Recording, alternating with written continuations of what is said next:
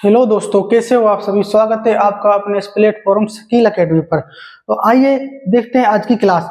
आज की क्लास है परमेय व अपरमेय संख्याएं। परमेय और अपरमेय संख्याएं क्या होती हैं, आज इसके बारे में विस्तार से बात करेंगे और वीडियो में एंड तक बने रहिए। आपको इसका जो पूरा कंफ्यूजन है वो समझ आ जाएगा। देखिए, इनको इंग्लिश में रेशनल एंड इरेशनल नंबर बोलते हैं।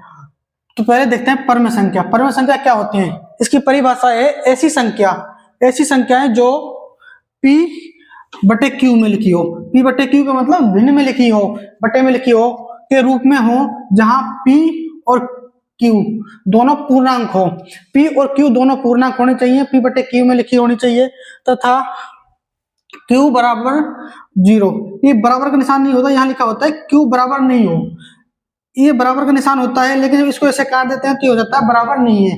यहाँ Q बराबर 0 नहीं होना चाहिए। जैसे कि यहाँ पे है संख्या Q बटे Q में लिखनी है अपन को, तो Q बराबर 0 नहीं होना चाहिए। संख्या बटे में होनी चाहिए, लेकिन नीचे 0 नहीं होनी चाहिए उसमें। ये इसकी क्या है, डेफिनेशन है। कोई भी संख्या जो P बटे Q में लिखी हो वो परमेय संख्याएं होती हैं, लेकिन वो दोनों कैसी होनी चाहिए, पूर्णांक संख्याएं होनी चाहिए। पूर्णांक क्या होती हैं, पूर्णांक की जो परिभाषा होती है वो होती है 0 से लेके 1, 2, 3 इसी तरह अनंत तक होती हैं, और माइनस में भी होती हैं 1, -2, -3, इधर भी ये अनंत तक होती हैं। इनको क्या बोलते हैं, पूर्णांक बोलते हैं। पूर्णांक दो प्रकार के होते हैं, धनात्मक पूर्णांक और ऋणात्मक पूर्णांक। तो ऐसी कोई भी दो संख्याएं जो P बटे Q के रूप में लिखी हो वो परमेय संख्याएं होती हैं, लेकिन वो दोनों पूर्णांक होनी चाहिए, और Q बराबर 0 नहीं होना चाहिए। 0 P बराबर हो सकता है, लेकिन Q बराबर नहीं होना चाहिए। उदाहरण देखिए, जैसे हम यहाँ पे लिख सकते हैं 7/3, ये भी क्या है, एक परमेय संख्या है। और आगे देखिए, यहाँ लिख सकते हैं 22/7, ये क्या है, ये भी परमेय संख्या है, क्योंकि कैसे लिखी हुई है, P बटे Q में लिखी हुई है, बटे में लिखी हुई है, और दोनों ही क्या है, पूर्णांक है। आगे देखिए, यहाँ -3/8, ये भी क्या है, ये भी एक परमेय संख्या है। और देखिए, इस तरह ये सारी परमेय संख्या है। अब आगे ये 1, ये क्या है, ये भी परमेय संख्या है। क्यों, क्योंकि एक जो लिखा हुआ है इसके नीचे हम 1 मानते हैं। किसी भी संख्या जो नॉर्मल लिखी होती है उसके नीचे हम 1 मानते हैं, क्योंकि 1 सबके नीचे होता है, ये भी परमेय संख्या हो जाएगी। 0 है, ये भी परमेय संख्या है, क्योंकि 1 सबके नीचे होता है, बटे में। -2 ये भी परमेय संख्या है, -5 ये भी परमेय संख्या है। ये सारी संख्याएं जो पूर्णांक हैं और P बटे Q के रूप में लिखी हुई है, सारी क्या है, एक परमेय संख्या है। सिर्फ आपको ये याद रखना है, कोई भी संख्या P बटे Q के रूप में लिखी होनी चाहिए, और दूसरा क्या है, Q बराबर 0 नहीं होनी चाहिए। 0 ऊपर हो सकते हैं, लेकिन नीचे नहीं होनी चाहिए। जैसे ये यहाँ पे 5/0, ये P बटे Q में लिखी हुई है, लेकिन नीचे क्या है, नीचे 0 है, इसलिए परमेय संख्या नहीं है। तो ये क्या होगी, ये परमेय संख्या नहीं होगी। लेकिन ऊपर 0 है तो नीचे ये है, ये एक परमेय संख्या है। ये आपको विशेष रूप से ध्यान रखना है। अगली है अपरमेय संख्या है।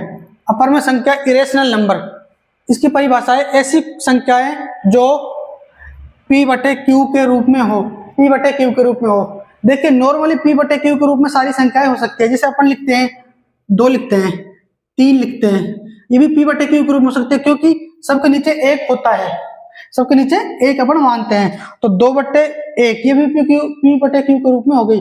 कोई भी नॉर्मल संख्या P बटे Q के रूप में हो सकती है, लेकिन P बटे Q दोनों पूर्णांक नहीं हो। उसमें परमेय संख्या में क्या था, दोनों पूर्णांक होने चाहिए, लेकिन इसमें क्या है, दोनों पूर्णांक नहीं हो, एक पूर्णांक हो सकता है, दोनों नहीं होने चाहिए। देखिए अगला, तथा Q बराबर 0 नहीं होना चाहिए। Q बराबर 0 उसमें भी नहीं होना चाहिए था और इसमें भी नहीं होना चाहिए।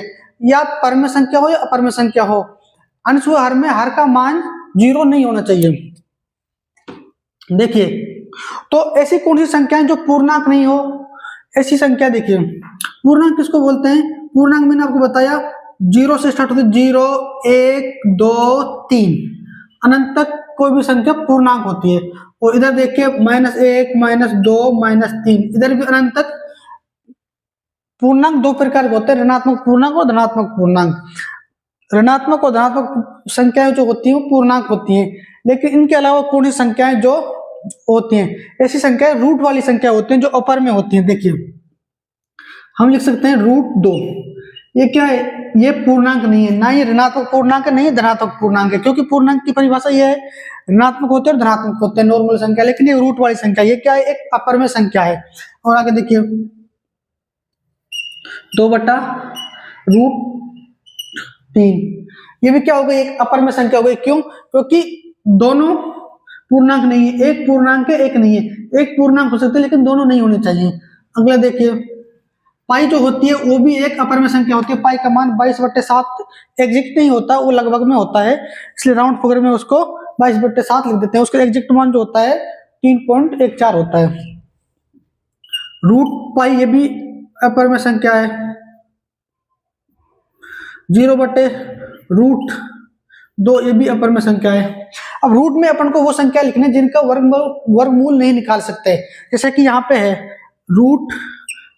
√25, ये अपर में संख्या नहीं है। क्यों, क्योंकि इसको वर्गमूल निकाल सकते हैं। जब इसका सॉल्यूशन करेंगे तो √25 का जो वर्गमूल होता है वो 5 होता है, और 5 क्या है, पर में संख्या हो जाएगी।